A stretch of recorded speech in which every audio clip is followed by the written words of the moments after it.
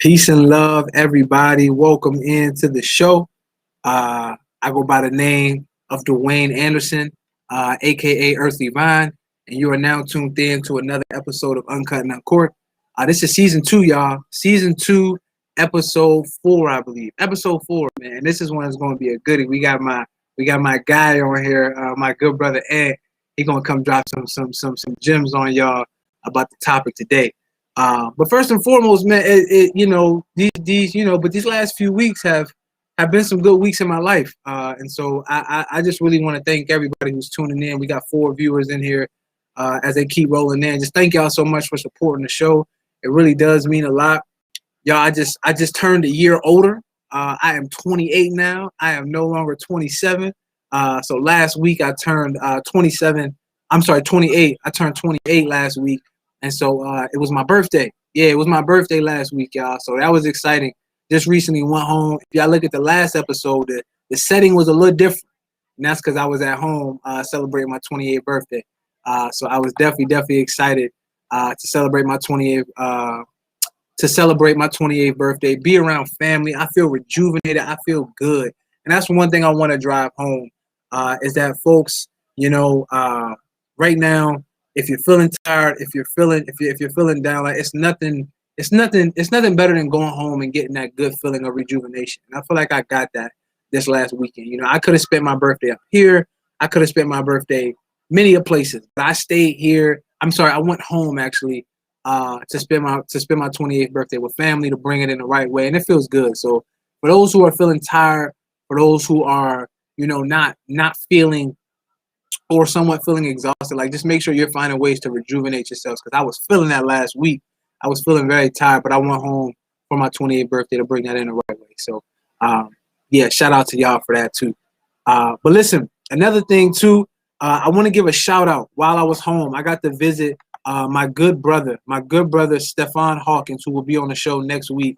I got to visit Good Brothers Cafe.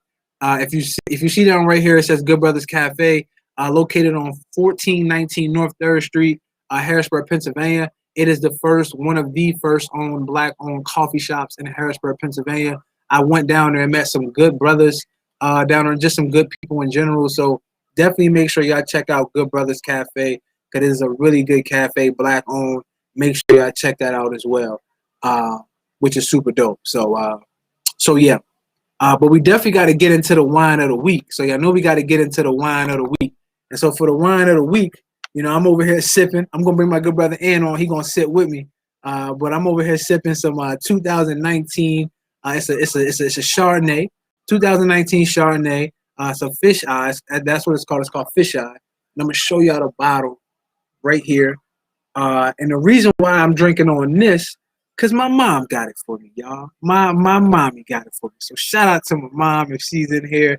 I appreciate her, but my mom got it for me. So I'm going to bring it on the show just because my mama got it for me.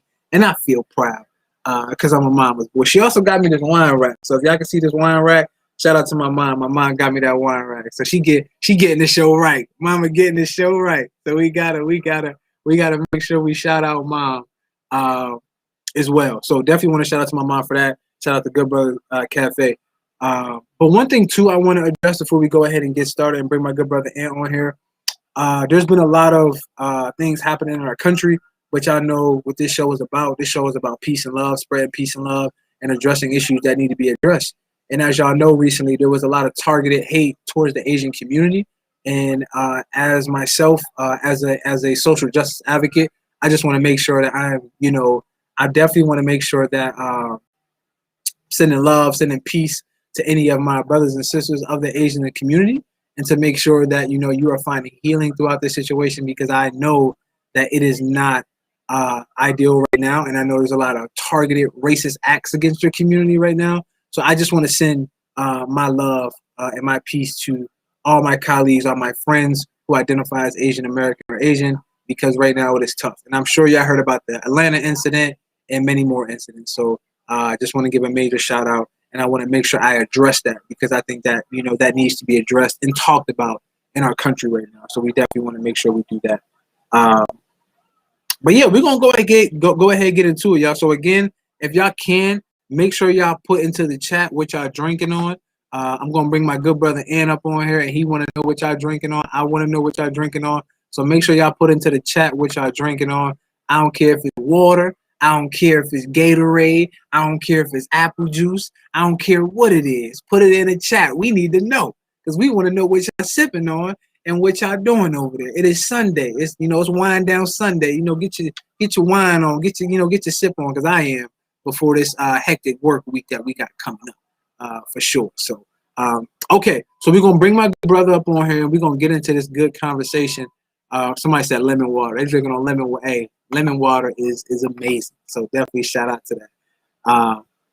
Also, too, y'all, really quick. I know I'm rambling. Well, we got the versus battles coming up. Put in the comments who y'all got winning. Y'all got Escape or SWV, I think it is. We got the Ozzy Brothers versus Earth, Wind, and Fire, and we got Method Man versus Redman. Put into the chat who y'all got winning the versus battles because I'm definitely tuning in. I'm definitely tapped into the versus battle. So yeah, okay. But we're gonna bring my good brother up on here. Here you go, right here. So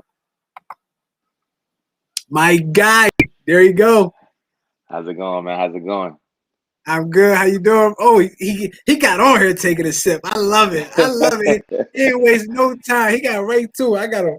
It's pretty good. It's pretty good actually. I gotta catch up. But no, bro, man, how you? First of all, definitely want to welcome my guy Anthony Cox into the show.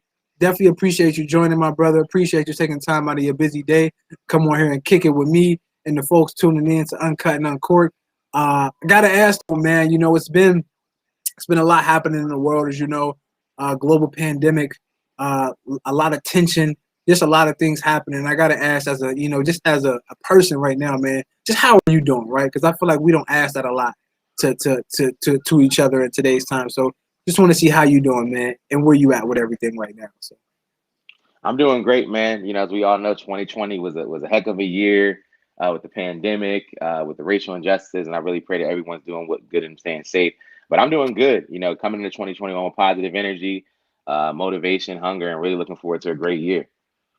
Motivation and hunger. I like it, man. That's a whole vibe right there. I definitely appreciate that. But no, that's dope, man. That's dope, man. And thank you so much again for coming on the show. For those who don't know, my good brother Anthony Cox is an attorney, is a lawyer, and so that's the reason why. And first of all, I want to give you some context behind today's conversation. Right, the title of the episode is that I am not your enemy. Right, and the reason why I titled it that because one, I feel like there is this big gap between people of color and the criminal justice system. Right.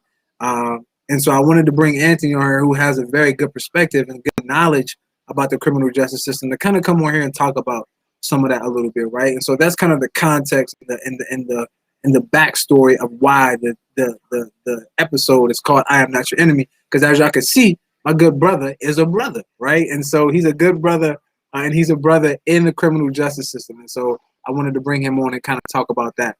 But bro, before we get in the conversation, I gotta ask you, what you sipping on over there? Because I seen you sip something. So what you sipping on over there? I'm sipping on the Cabernet Sauvignon, man. And like I was saying, I'm not much of a wine drinker, but I'm getting into it. I feel like in the profession, and it's a good relaxation. So I'm sipping on it. It's a red wine. I had to do some research to figure out what I was gonna sip on today. I'm a big cheese and cracker guy, and they said this was the one to go with, and it's been good. I think it's been a good choice. Yeah. Okay. No, I got you, man. So what you think of? So for you not being a wine guy, what do you think about Cabernet Sauvignon so far? So far, pretty good. Really relaxing, and it's a red wine, but it's not too strong. I feel like it's Yeah. that just right comfort for me because I'm normally a Yeah. white wine guy, but I feel like you can't really be a wine drinker till you dabble into the red wine. So it's good. It's really good, and I think it's like a perfect just right taste. That's dope, man.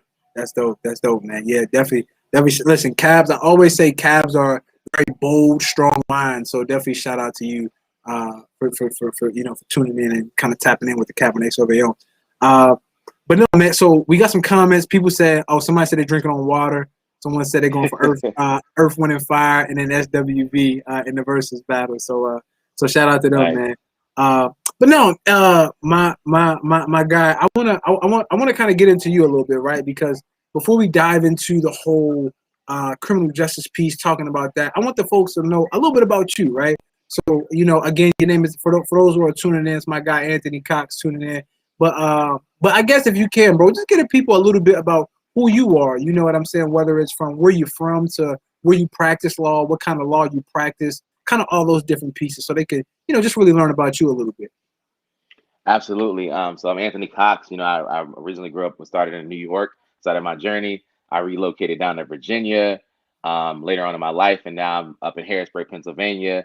Came up for law school here, and I practice here at a law firm called Dickey McCamey Law Firm.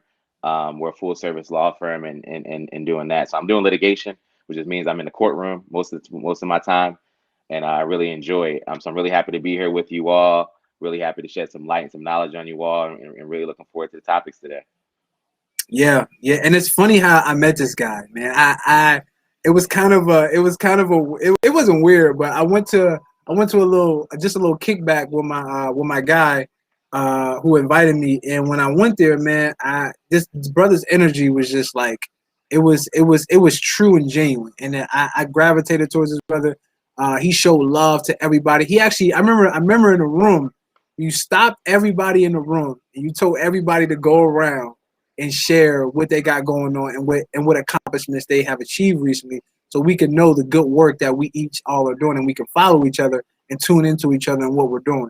And that stuck with me, bro, because that right there showed how much of a genuine guy, because you didn't even know everyone in the room, but you just wanted to make sure that everyone in that room was aware of each other and the great things they're doing. So shout out to you for that, bro. I really appreciate that, man. Absolutely, absolutely. I'm really big on Black excellence, and I think it's important that we, you know, take time to cherish those good moments we got going on in life as a Black community. Very true, brother. Very true, man. But when it comes to this law thing, right? I always say this. I was a political science major for about 3 weeks, because the moment I took a law class, I got the hell up out of there. I was like, I ain't doing this. Hell no. uh, So I wanted to ask you, man, explain where your passion for law developed, like, and then why are you passionate about law, right? Because there's a stigma in the Black community, of course, like law is not it. They want to stay away from law enforcement, anything involving law. They want to stay away from it. So what about the system really attracted you to make you want to get into the system and kind of work in the criminal justice system? Yeah, so for me, I grew up in a very, very underprivileged area where I was constantly seeing my friends, being taken advantage of by the criminal justice system, even in the civil system, seeing friends being taken advantage of, and landlord-tenant disputes, and it really motivated me to want to try to get educated on the law and figure out how I can help change things. I feel like, in order to change that stigma that you were talking about, we need more people like myself to kind of step up, become a lawyer, and eventually, hopefully, become a judge. So really, for me, my motivation comes from how I grew up and what I saw, and really wanting to change the dynamic of us not having advocates who look like us in the Mm. community, and having advocates like us who can step up and really help change the system. Man, that's powerful. You say you want people in the system that look like us, right? To be advocates for us. So with you being in the system, like, do you feel like there is some trust in terms of you dealing with your friends, or your family, like, or just people you may know back in your neighborhood? Like, do you feel like that trust is there with you and them, you as someone in the legal system, in a sense? Like, and so I guess what I'm getting at is that your whole overall purpose is to being in there as an advocate, to advocate for your people, right? Black excellence, right? So do you feel like that trust, that gap between you specifically and your peers and colleagues you may know who look like you outside of law, do you feel like that trust is there, or has it kind of decreased with you being in the legal system? For me, I'll say that trust is there, and I think that's because I'm intentional with keeping it there, making sure that Mm, I'm present, still in the underprivileged communities, even though I'm not living in that environment anymore. Still being there, still checking on people who are still there, because that's what really keeps the trust. And I always stress it's important that in the legal profession, that people who are leaders, Black or white in the legal system, that they are in those environments, because I think that's what I know we're going to talk about a little bit more, but I think that's where the distrust comes from, is a lack of relatability. So I try my best to stay relatable and remember where I came mm, from. So for me, I think the trust is there.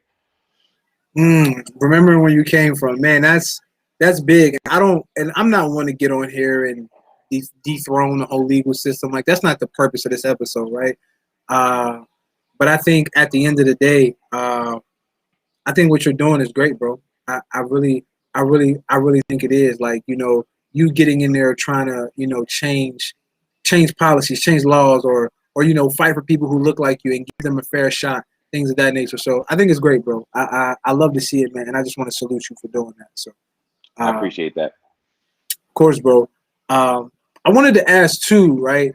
Because I think about,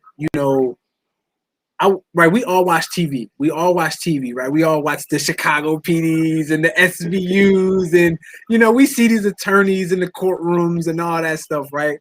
I wanted to ask you, what is it like for you as a black man, a person of color, in the courtroom? What has your experience been like? And do you feel like, not necessarily your race, but yeah, I guess what I'm asking, your race. Do you feel like you being a black man has presented you a lot more hurdles when it comes to being in the courtroom and in the legal system in general? Absolutely. One, I love being in a courtroom. That's really why I became a lawyer. But there's been some challenges, and I'll kind of give you some stories. One of the challenges is oftentimes when I go in a courtroom, I'm mistaken for being a criminal defendant. I've had that happen numerous times where Wow. the way the courtroom's set up, they allow certain areas for people who are attorneys. There's been times I've tried to go into that area, and the bailiff has stopped me, believing that I was a criminal defendant, and I had on a nice suit and everything. It wasn't like I wasn't presentable.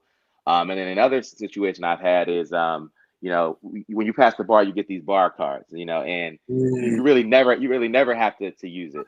But I've had a couple times where I've had to present my bar card to get access to some of these attorney-only areas, in the wow. courtroom. So I mean, that's been a hurdle, and it's tough, with most of the people who work in the courthouse not looking like me, and the Mm, people that did, I felt like, were security or janitors and things like that, and that sometimes frustrates me. But there's been some hurdles with, sometimes being seen as a lawyer, being seen in a leadership role. And this is, like I said, a black man and even black women who are there with nice suits, with nice dresses. These are people who are presentable. So that's been the hurdle, for me. Sometimes, you get mistaken for not really being a lawyer. And I've even had it happen with clients as well, where I had wow. met them before, and they don't know, they don't think that I'm their lawyer. That their first thing is, oh, he's not my lawyer. So that's some hurdles, and I think that's something I'm hoping we can change. But that is a realistic hurdle here. You know what's crazy? When I initially wrote this question, I thought the answer, some of your stuff was going to be, maybe you were outspoken in the classroom. I mean, not the classroom, the courtroom. You really didn't have a voice, or whatever the case may be. But like, people really like thought you were not a lawyer, which is crazy to me to think about. As a black, I mean, it's not a, it's I guess it's not a surprise whatsoever, but just to hear that is a shock because, uh, again, we think about some of those common, ways that you're kind of probably uh, oppressed in the courtroom as opposed to. So that's just crazy to think of. And I guess, like, how do you? Because I remember I was watching a movie, and you probably know the movie, which is called Just Mercy. Oh, Uh, one of my favorite movies. yeah, one of your favorite, right? Just Mercy. And as you know, Michael B. Jordan's character, he played, and I can't remember his name. I'm so sorry, I can't remember the lawyer's name that Michael B. Jordan played. But it was a true story, and he faced many hurdles in that movie, defending an innocent man who was in prison for murder and wrongfully convicted. And so, I guess my question from that is, how do you show up with that grit still? How do you show up hungry, even though you're presented with those hurdles time and time and time again, where you just, because some people, they could feel defeated. So how do you still show up and give your all in those moments when you're mistaken for not being a lawyer or whatever, or you're over talked or whatever the case, and you're like, how do you still show up every day with that? Well, first and foremost, I love Just Mercy, and you're referring to Brian Stevenson. That's what he played, and Yes, I love yes. that movie. It really motivates me. What really keeps me hungry, honestly, man, is just knowing that, people are counting on me, knowing that, somebody has to step up and do it. And so I try to just put myself second in these situations, and just understand that somebody has to do it. And it's like, even Yeah. thinking back to the civil rights movement, and even though we have a lot of work to do, we got here because there were people who were willing to put themselves second, and take on some of Mhm. those injustices that we have to get through to get progress. So that's kind of what motivates me. Also, having a good support system. Mm. Even us as two black men here having this conversation. and supporting each other and keeping each other encouraged is really what helps me as well. Keeping a strong support system around me to get through it. But that's really what motivates me, like just knowing that, I want to see change, and I know that somebody has to be able to step up and do it. So that's really what gets me through. Man, that's powerful. Even knowing that someone has to do it, and I would agree with that 100% because someone does have to do it. And the fact that you're willing to put yourself out there is amazing, man. So shout out to you. The comments is loving you though, brother. The comments is loving you right now. The comments said, wow, the microaggressions. My mama's in the comments. She said, congratulations on becoming a lawyer. Someone said they watching SVU right now. You're supposed to be watching the show. You watching SVU. I'm gonna say better pause SVU, man. Yeah, they better pause that. That's my auntie though. I love her to death. And someone said good stuff for sure. So yeah, man, they loving you in the comments, man. But that leads me into my next question, because I think about your Ben Crumps, I think about your Brian Stevensons, I think about your Johnny Cochrans, and even like your Clarence Thomases. Like, what do these people mean to you as a black man in law, right? Because these some big names. I just threw up here. These ain't no little names right there when it comes to the legal system. And then kind of explain how they and many other black lawyers like inspire you to do your work in a sense, right? Yeah. So I mean, these are big names, and one, it means a lot because one of the things that I always say is like it's great to see someone where you're trying to be. And so these are black men, black lawyers who have overcame barriers, who have made it to where I want to be. So they mean a lot to me. They mean a lot to our profession, and they have made significant change. And one of the names that stands out to me is Johnny Cochran. So growing up, I always said I want to be just like Johnny Cochran. I always loved his swagger. Johnny Cochran, was able to, he was always really, really connected in the black community. But when you put Johnny Cochran into the courtroom, he was a monster. It was like he had an ability to just relate to the judges, relate to the jurors, but still remain connected to my community. And so that's one thing I really liked about Johnny Cochran. But they do inspire me, seeing what they're doing and what they've been able to do motivates me, and wanting to be the next generation of this group is really where I'm at now. But they motivate me a lot to continue to move forward. And it's mainly just seeing where they are, seeing that they were able to achieve, and seeing the change that they've been making in our legal system. Yeah, very true, man. Is there any specific case from them that really kind of motivated you, or was like, wow, like the way they went about that case was like, oh my God, like it kind of like inspired you and kind of got with your jitters going when it comes to legal system? For me, with Johnny Cochran, like I said, he's probably the lawyer, one of the two lawyers that I look up to. And okay, honestly, how he handled the O.J. Simpson trial, despite how you feel about the trial, the way that Johnny Cochran handled it, he handled it with confidence, he handled it with swagger, and like he just, I just, the way that he is in the courtroom has always been inspirational to me. And even getting to see him, if you all haven't watched it, watch the documentary or the show they put together on the O.J. Simpson trial, and just seeing how Johnny Cochran was. I mean, he. Like even how he was a people person, and he was a genuine person, and just a good, energetic spirit person. And that's how he handled that case with all the controversy and with the racial piece of it. Really, really motivated me, man, to always remind myself to stay true to who you are and keep that swagger. Keep that swagger throughout the case, no matter how complicated it gets. Yeah, man, that is a fact, because I watched that and I got a whole new outlook on Johnny Cochran as a lawyer. And it showed how much of a bad man he was in that courtroom. He was a bad man in that courtroom. So, you talked about two, which is one thing that really stuck out to me, which is one thing I try to do, right? I oftentimes think that people who go out, who leave their community, right, who go to college, whatever the case may be, sports, whatever the profession is, medicine, but they leave their community and they have this idea of like survivor's guilt, right? Survivor's guilt, where they made it out, they're we're doing these great things, and we somewhat feel disconnected from our community. So you talked about you try to stay in touch with your community as a lawyer. So as a lawyer, which is what you said Johnny Cochran did. So how do you, as a lawyer, try to stay in touch with your community as a lawyer, right? Because again, you got people who look like us who are not fans of the legal system. So what efforts do you do to kind of really stay in tune with your community to make sure you are staying in tune with your community? Absolutely, and that's something that's really really difficult, because I feel like the Mm, more you start to progress, people start feeling more disconnected. But for me, I try to. I'm really big on mentoring, and I mm, try to when I do look for mentor opportunities, I'll try to look for ones in my community. So I'm in the Harrisburg area. I don't know if we have any viewers from Harrisburg, but I like yes. helping out, coaching the trial teams, and I make it a goal to choose Harrisburg High maybe over a Susquehanna Township, which is a more Mm, predominantly white school. Just things like that. I mean, things like that are what's big for me. Or when I go volunteer my fraternity, I say, hey, let's go out into Allison Hill as opposed to going to, Susquehanna Township. Just being intentional with choosing where I'm going to make my presence.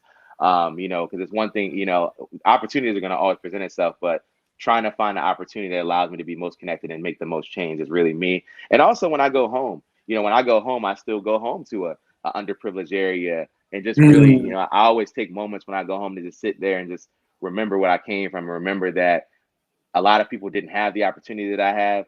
And so take advantage of it and kind of make it to the top of the ladder and send it back down mm. and help others back up. That's kind of really the motto I try to live by. Man, I love that you say like you'll choose Harrisburg High over these other because I'm from Harrisburg. For those who don't know, I'm from born and raised, love it to death. That's my city. That's what made me. I love that. Ooh, excuse me. I love that city and everything. So the fact that you choose Harrisburg High is amazing, man. And I say that because Harrisburg High is overlooked a lot. We're overlooked multiple times. So I just shout out to you for getting in them schools or getting into them programs and helping out with that, which is amazing. It truly is. So, man, but again, folks, make sure y'all put into the comments what y'all drinking on because we want to know. But I want to get into the good part of this conversation. Something I've been wanting to know, and I always wanted your opinion on learning that you were a lawyer because I think about the reason why. Like I think the question I'm about to ask, we know why, but I think it's important to hear it from your perspective. And I guess kind of talk to the people about why you believe we as a black community or people of color kind of have that distaste for the criminal justice system, right? Because there is a strong distaste left on our tongues when it comes to the criminal justice system, and we do not like it at all. So I guess what about like why do you believe that's even there? Like, what's your perspective? So for me, it's really there from the lack of visibility from the leaders and kind of the controllers of the system, Mm, unless there's trouble. And here's what I mean by that. And if you grow up in an inner city environment, you don't see the police unless there's something going wrong. wow. You don't see judges. You don't see a judge growing up in an inner city community unless you were in trouble. You don't see them there volunteering at your school. You don't see lawyers there. You don't see the people who kind of control the criminal justice system unless there's trouble. So it creates this big problem. Mm, And if we think back when I was younger, I remember just seeing a police siren, we ran. And that they didn't have to say anything to us, but we would leave the basketball court, leave wherever we were, and we would just start running. Just because, in our mind, since you're as a young kid, as a young black man or a young black woman, that's what you're growing up to see. You're in yep. your mind, it's a sign of trouble or it's a sign of discomfort when you see the police officer. And I think it's because of the lack of visibility in our communities, unless there's trouble, right? Yep. The first time you see a judge is when you're getting arrested or you're getting arraigned for something, and that's not Mhm. how it should be. And so I just think that lack of visibility creates this idea that you only can come into contact or you're only that they're just there to discipline you. They're there to create problems for you. So I think that's really where it comes from to me, the visibility. Not Mm, having a visible, not seeing the police officers, judges, lawyers, detectives when things are positive, right? Just them volunteering at your mm, school, just them there, just helping you out in the community. So it's like that's what I yeah. think really creates that dynamic. Wow, visibility, and that's important. Why? So I guess kind of diving deeper into that a little bit more, right? Where like how do you think the criminal justice system, whether it's police, yourself, lawyers, whatever the case, how do they, how do, how do they get that visibility when it's not just trouble? Because you said, right, we should, and I would agree. Like the moment, I'm chilling on my porch or whatever the case may be, or I'm doing, and we see some cops coming, we gone. We gone. Ain't no sitting around. So I guess for my question for you, how how can they go about in kind of implementing that kind of visibility without giving off to where it's like, okay, I'm coming here because there is trouble. But how can they come and do that visibility and have that visibility without, terrifying people of color in a sense?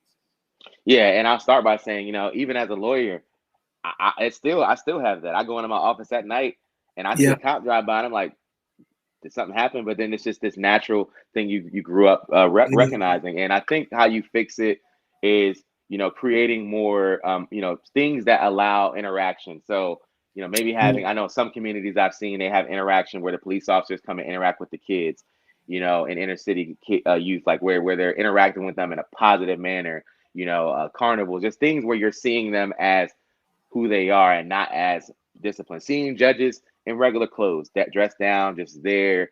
I think events where the community is interacting with these groups are so important, and when they're not sitting in with a suit in front of you, they're not sitting in a uniform, where you're Mm. getting to know who they really are. Because behind every robe, behind every police officer, there's a human, and getting to know who that person is important. And I think Important, yeah. that's why we trust each other, right? I mean, like if you we that's why we trust each other in the Black community, because we feel like there's this trust. We see each other behind that robe. And so I think getting to know people outside of that. So I mean, community events would be good where they're there, where they're visible and they're interacting with us, and they're not just there to police. That they're there to actually interact and really get to know us for who we are, and allow us to know them for who they are. Because sometimes it's a disconnect just from the lack of communication. Sometimes it's just the fact that we don't communicate with each other, and Mhm. so we don't understand each other. They don't understand us, and they think that we're always looking to be aggressive, and we don't understand them, and we think Yeah. that they're always looking to police us. So I think that's what's important, is allowing these opportunities for healthy collaboration. Man, that's powerful because I think that collaboration, I agree. I do think collaboration is necessary, right? And I guess you have those people, right? You have those people who, and I'm not saying my viewpoint, I'm not getting political here. This show's not about politics, people. This show is about just simply having good conversation to inform our people, right? To inform the people who's tuning in. But you have those people who necessarily don't agree with the legal system and don't agree with law enforcement, and who think that law enforcement uh, is not needed. So I guess my question from what you're saying, having that seeing a person beyond clothes, seeing a person beyond the uniform, beyond the robe, beyond the badge, like do you believe that law enforcement is needed? And I guess kind of explain like why you believe in that. Yeah, I go back and forth with myself on this topic, but I Mm, do I really do. I do believe that there is some type of law enforcement needed. But what I think is needed more is like trainings, and there being some type of training. I think that, for example, to me, the people who you should be policing communities that you live in. I don't think that you should be mm, able to live, on the West Shore, a predominantly white area, but police the city of Harrisburg, predominantly Black. I just don't think you should be able to do that. I I think love that. you need to be connected to the community. So I think law enforcement is needed, but it should be from people who are in that community. Like I think Mm, there's a different level of pride when you're from there, because that's one of the things that I think creates a disconnect too. Like it should be a police officer policing me, but they live 40 miles away and they won't even touch foot in my neighborhood, and I think woo! Come on, that Pastor. that that's really that's really what I think needs to happen. Is there should be a requirement to me, a proximity requirement where you're required to live within that proximity to be a police officer. I think that would really help a lot and help create this trust we're looking to create. Man, you know what's crazy? No one's ever broken down to me like that. No one has really. I've never heard that perspective before. That's very interesting. I would agree. I think it's hard for people because I think even growing up as a child, right? Growing up as a child, I think about the police officers I've seen. I've never seen besides one. I would say there was one police officer. This guy named Dean. I think his name is Dean Carter. He was the only cop I've seen outside of the uniform in my city. The rest of them, never seen them. Never seen Yeah. them. Never seen them walk the streets. Never seen them in the grocery stores. Never seen them at the gyms. Never seen them at the high schools, middle schools, any of that. Never seen them. Only seen them in there when they were arresting or when they. So I would agree. I think that when you grow up, shout out to my homie Don Payne. Actually, he's a police officer. And I think about, hearing the stories that him and my brother, because him and my brother are best friends, and my brother kind of tells me some of the stories that he's interacted with people from my community. There is that level of trust there with him, because he's from the community, right? He's from the community. He's born and raised in the harshest part of Harrisburg. You know what I'm saying? And so he has that level of trust with some of the people he interacts with, on not so in kind of a negative way when he's arresting folks or things of that nature. So I would agree with that, man. Definitely shout out to you for that. We got some people in the comments. Shout out to Takita for tuning in. She said great conversation. She appreciated. We got people tuned in. Brianna tuned in. Fantastic fan tuned in. So shout out to y'all and thank y'all so much for tuning in. Definitely really appreciate that. But I guess my next question, I'm sorry, not believe, but my next question would be, do you believe minoritized communities can never have trust in the criminal justice system, right? And then how do they get that trust? So how do you believe the gap should be closed? Like how do you close that gap of trust between people of color in the criminal justice system? I know you talked about visibility, but is there anything else besides that you think can help kind of close that gap? Yeah, I think there's a couple of things. One is more opportunities for people who look like us to get into these positions. So more opportunities for there to be more Black police officers, more Black lawyers, more Black judges, because that's going to help fix the trust. For example, me going home, or me even talking to you on this show, about positive things happening in the system is going to help build that trust. Hearing it from me, you're going to listen, you're going to respect it more from someone who looks like you than someone who doesn't. That's just how we are as humans, and that's just Yeah. human nature. And so that's part of it. Creating more opportunities, recruiting, recruitment efforts at more predominantly Black areas. And the other part, like I said, is just requiring the people who are our judges or our police officers or whatever to have a more connection to the community. Maybe requiring them to live in that area, or requiring them to connect, do something there that requires them to be connected. Because I think that's important, and there are some areas like that, but I think that's so important to not only see those people, but I think opportunities to allow people to get into these systems and positions of power is very, very critical to making this kind of change and building this trust back up. That's a fact, because visibility, I say, is everything. I think when I remember the first time I was in college, right? I went to Clarendon University, which is a predominantly white school. I had maybe two teachers who looked like me, like two teachers of color. I can say that. One was, I believe, Latinx, and then the other one was Black and African American. Dr. Robinson. I will never forget this man, because he introduced me into the greatest book I think of all time, which is the Malcolm X autobiography. And I say that because I wanted to be an educator because of that man.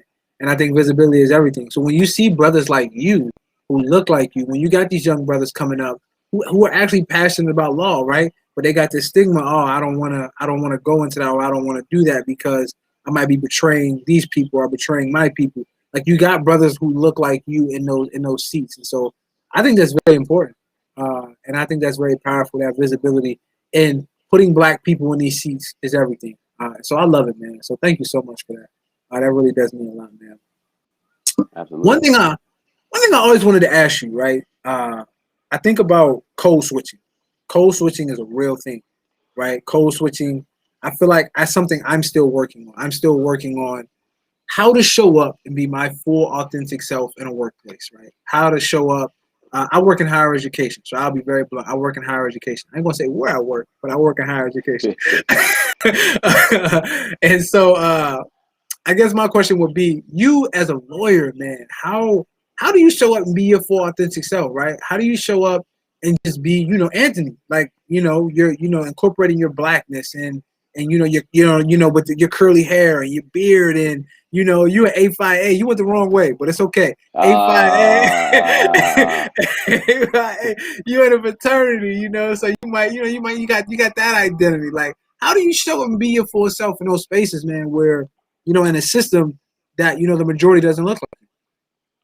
I will say, first and foremost, it's very challenging. I'll be transparent with Yeah. the audience on that. I'm the only Black employee in my office, and Wow. now one of two black men in the entire firm.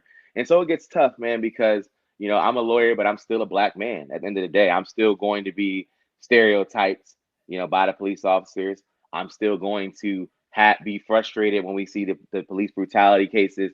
And sometimes coming to work, it can be hard, when a black man just got killed because of the color of his skin, or a black woman, Mm. and work's moving regular. Sometimes that can be hard for me, walking into work, Yeah. and I'm like, a black man or woman just lost their life, his or her life, and Mm. we're here, and it's just regular because it doesn't affect people that same way. But really, how I stay true to myself, is like I said, always remember where I came from. And I know you said I went the wrong way, but I did not. Alpha Phi Alpha fraternity and purpose, I did, I died.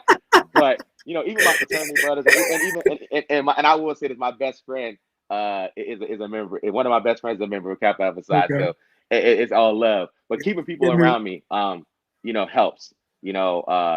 Keeping a good support system of black men, black women around me is super helpful for me. And the fraternities helped me a lot through that. Just being able to stay true to myself. And I had a hard time with it because in law school they always say, cut your hair. When you go to an interview, cut your Mm. beard off, be clean face, and that's what they teach you in law school. That's just what they teach you. If you're a woman, straighten your hair. Don't wear the natural hair. And I really Wow. strayed away from that, and I learned you have to know your value, and that's what's really helped me. Knowing that I'm a talented lawyer, knowing Gotta that talk. I bring something to the table, and so if you Hmm. want this talent, if you want this asset, you're gonna have to accept who I am. So that's really what helps me too. We got to know our value, and we're valuable. You're valuable in your workplace, and you have Yeah. to know that. You have to know that. I'm not saying go into the workplace and act crazy, but go in there understanding your value and that this is who you are and that you're an asset to that place and they need you there. Come on, Pastor. Come on. You better give him the word today. You hear me? No, man, that's real, man. God, Lee, that was powerful, bro. So with that, right? What are, right? You show up to work, right? Let's say, for instance, Ahmaud Arbery, uh, you know, all those, uh, just those, Sandra Bland, all those different cases, right? You show up to work. How, whatever work's going about its normal day, all those different things. What are some self care techniques for you in those moments? Like, how do you pull yourself back? Okay, all right, Anthony, I got to do this. I got to do this to myself today, to take care of myself. What does that look like for you when walking into that space or preparing to walk into that space? And you got to do whatever you need to do to prepare to be in the right frame of mind. Yeah, absolutely. I always take a moment in those moments and try to take a second to meditate. I know, like, it was already tough during the pandemic, but I know you all remember there was a stretch of just straight case Yep. after case after case, Yep. protest after protest. And this is happening every day, but it was glorified and visible more during the pandemic because we were home. Had more access to televisions, more access to social media, more access to newspapers. And so that was a tough time for me because, like I Yep. said, I'm going to work and it's regular at work. I mean, at least to everyone else. To everyone else, it's like, hey, is everything okay? And it's like, it's really not. So what I had to Yep. really start doing is having conversations, talking to people, getting out how I was feeling, not holding it in, having these candid conversations about what's really bothering me. And also just remembering, we have to, we want to always try to move forward. And so trying to remind myself that even though this is very, very tough, we have to move forward, and if we want to help change it, we have to get more black Mhm. people in higher education. We have to get more black judges. We have to get more black people in STEM. We have to get more black people uh, in law enforcement and informatics and everything, every profession. And so that helps me motivate myself that we have to we need more people in these positions. So I have to kind of, I meditate, I have conversations, but I remind myself that in order to stop this from happening, in order to stop another Ahmaud Arbery, another George Floyd, another Breonna Taylor, we are going to have to progress. So that's what helps me. But I do take a moment to just meditate. Sometimes I got to go by myself before I get into work because you Yeah. go in there, people make comments and stuff. Sometimes they get to me, and you just have to kind of take a second to just remember the end goal here. Remind myself of the end goal. What am I trying to get Mm. to? Is really what helps me. Yeah, man. Whew, that's powerful. And I just want to say, man, that's tough, man. To have to walk into those spaces after George Floyd, right? You know, that was the one. First of all, the Trayvon Martin one was the one that kind of I feel like shook it all up, started it all up. But the Yeah. George Floyd one, that one really, I feel like woke, and it's sad that it took that long. But I feel like it really woke the world up, and that was when they just started to happen and happen and happen and happen. So the fact that you were able to still show up to work, still show up in that courtroom, whether it was a virtual courtroom, an in-person courtroom, whatever the case may be. Uh, my hat, man, man, I salute you, brother, and I want to give you your flowers because you deserve it after going to work, you know, every day after that and being able to show up and understanding you have a duty to your clients and you can't let them down. You can't let them down. You know what I mean? Like you got to still show up and give your authentic self. So I just want to give you your flowers for that, good brother, because you deserve that, man. So. Thank you. I appreciate that. Yeah, no problem. But I wanted to end the conversation piece with one last question, man. For any young brother, any young sister, any young person in general out there, right, who is aspiring to study law, what advice would you give them right So a couple of things I'll say is try to find a mentor early, and if you need one, you can reach out to me directly. I'm happy to mentor or connect you with someone who's a black man or black woman in the profession, because it can be tough. But I think my so that's my first thing. Get yourself a mentor now? Mentor, yeah. uh, who can help guide you. Mentoring is important. I have multiple mentors, and I mentor multiple people. The second thing is start thinking about yourself as a lawyer now. So even if you're in high school, Mhm. and you're a high school student, and there's a trial team or there's something that allows you to a debate team, start thinking Yeah. about those things now. Thinking about those kind of opportunities now is a second thing. But I think keep pushing at it. I know it can be tough because there's a lot of schooling, but I come from a very underprivileged community. Shout out to my family for everything they've done for me to support me to get here. But I made it here. I'm a lawyer. I mean, I still have a long way to go, but it's Mhm. possible. Remind yourself it's possible. Look at people, watch stories. It's possible. No matter how tough it may seem, no matter how much they may tell you can't do it, you absolutely can. And that's why I think mentoring is so important. And I'm actually in the process of working on creating a mentor program for young aspiring lawyers as well, because I think it's so important. Oh man, that's amazing, man. You definitely got to keep me updated on that because we got to let the people know about that. Because Absolutely. that's important, man. That's amazing. That's amazing, man. Absolutely. But listen, brother, I just want to thank you so much, man, for taking the time out. That kind of concludes our question. I'm sorry, our kind of conversational piece about this topic. I just want to thank you all for tuning in, brother. I want to thank you again for giving your insight because it's well needed. I think that gap is large, right? But I think this conversation can help bring some insight to that, and your perspective is very much valued, uh, very, very, very, very much valued. So I just want to appreciate you for doing that. Absolutely. Please, folks, put some questions into the chat. If you have questions for my good brother Anthony, please put them into the chat, and we can definitely get to those. We got Paige G. Shout out to Paige G, whoever that is, enjoying this convo. Very insightful. Paige G is tuned in. They drinking water.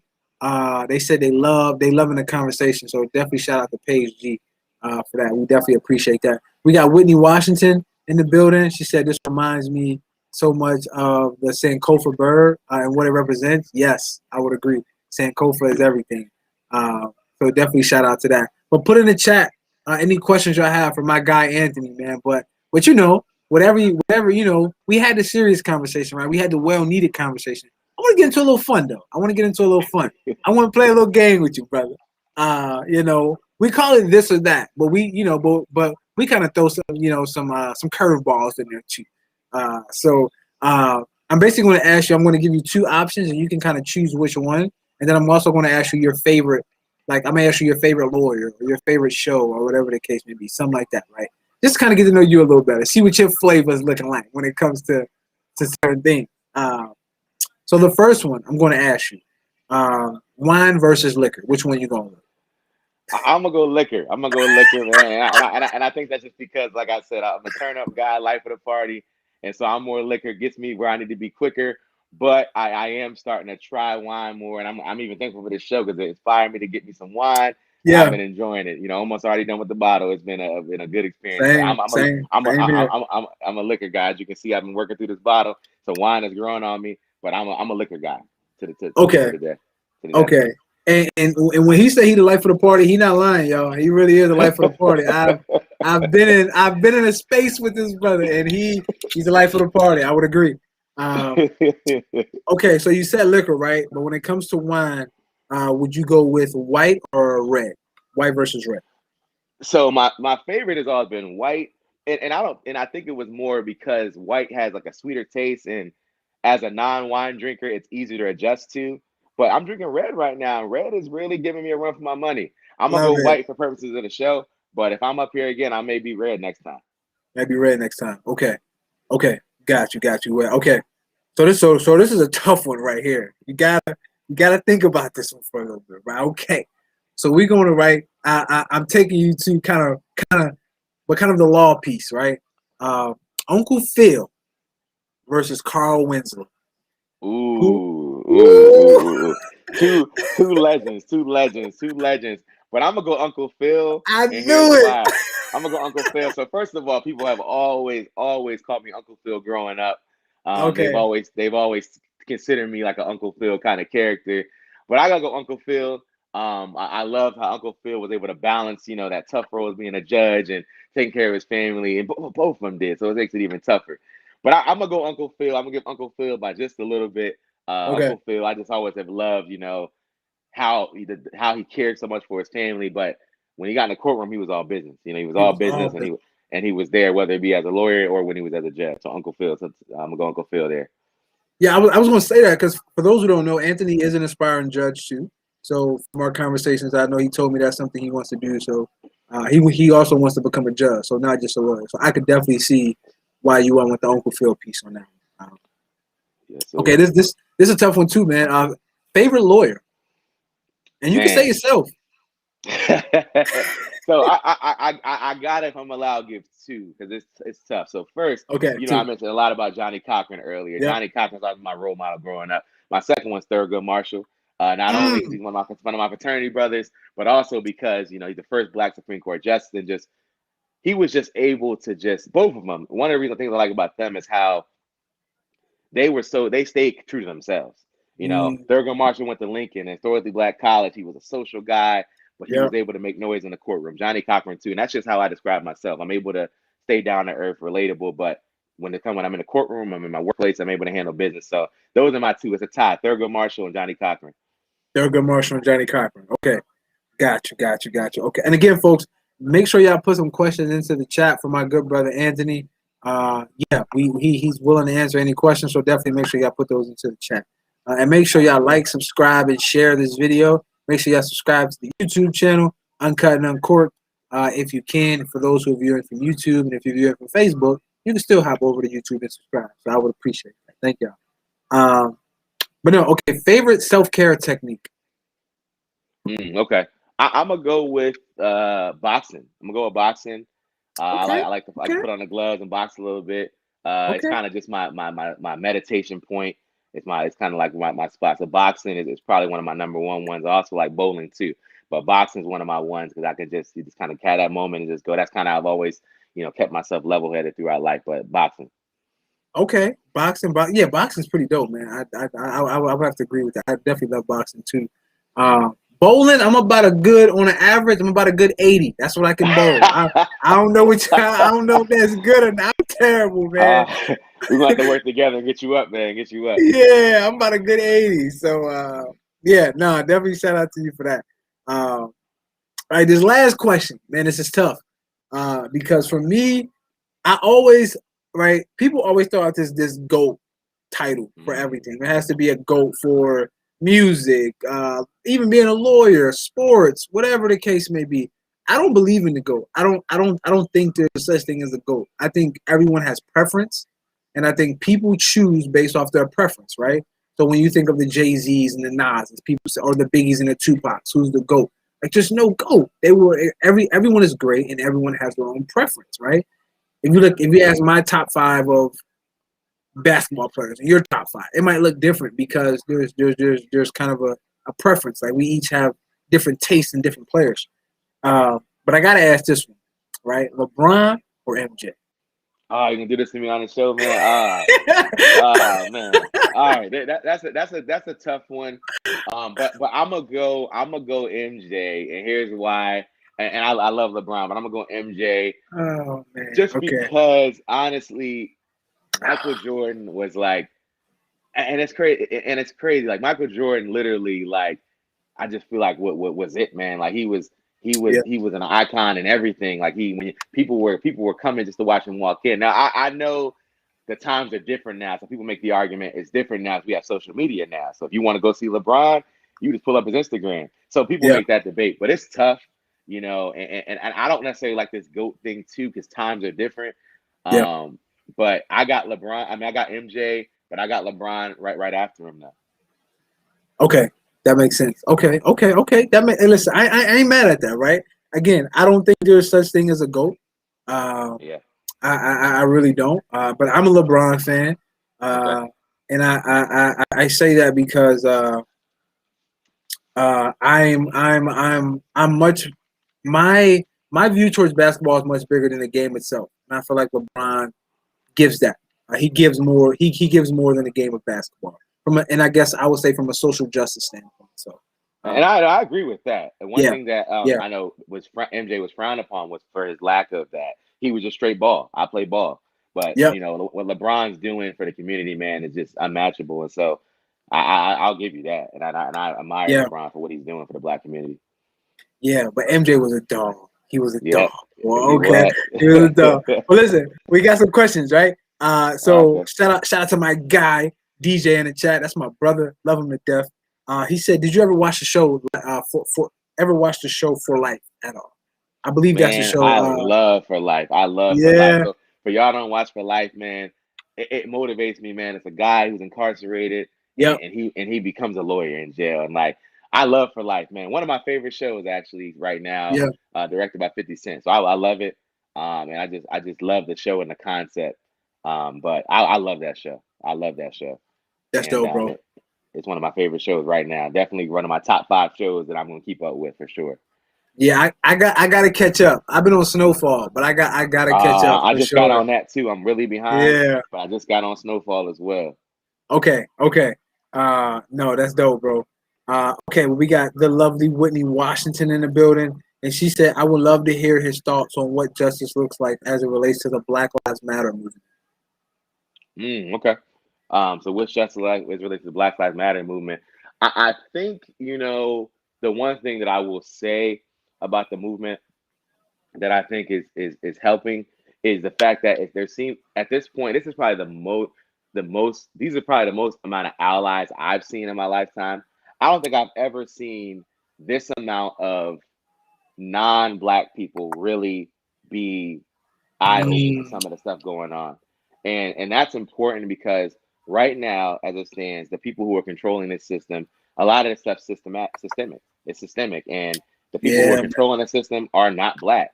So it's important that one, we get more black people in control of the system, which is one of the reasons I want to be a judge. But two, we wake up and shock the people who are not black so that way they want to change the system as well.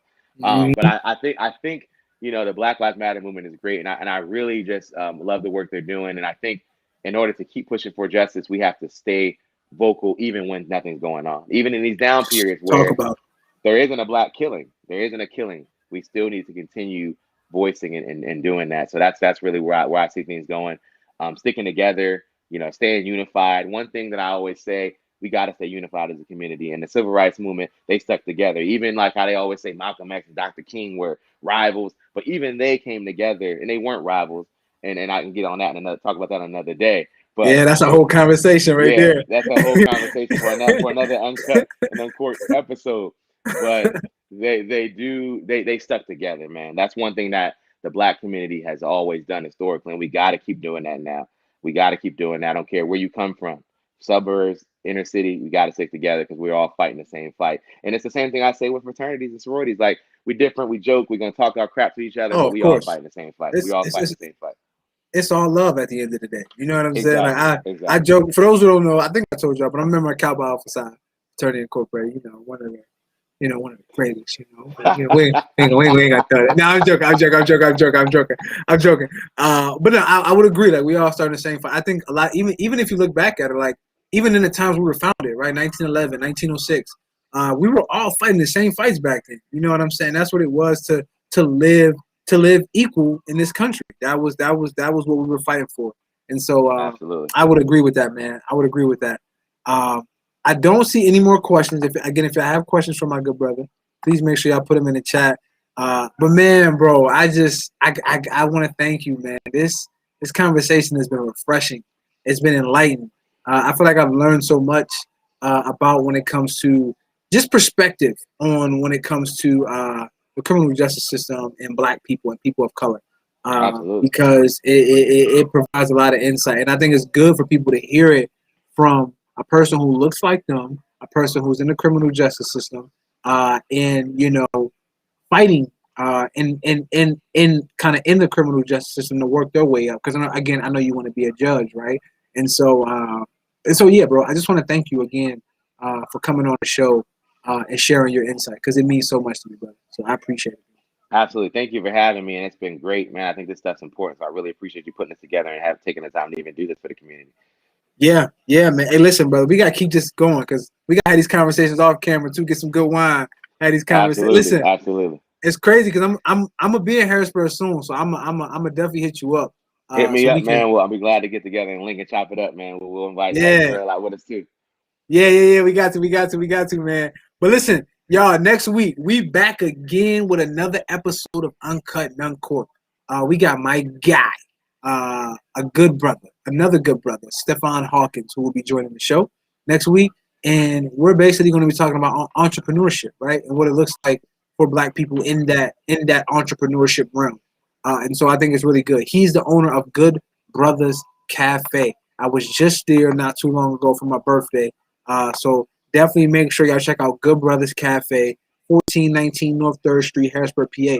We got to support our people, y'all. So definitely make sure y'all go check my man out because he's definitely got a good thing going on. The vibe in there is amazing. I just actually bought a James Baldwin book that I'm about to start reading, kind of the autobiography of James Baldwin. So I got that from there. So he got some good books there.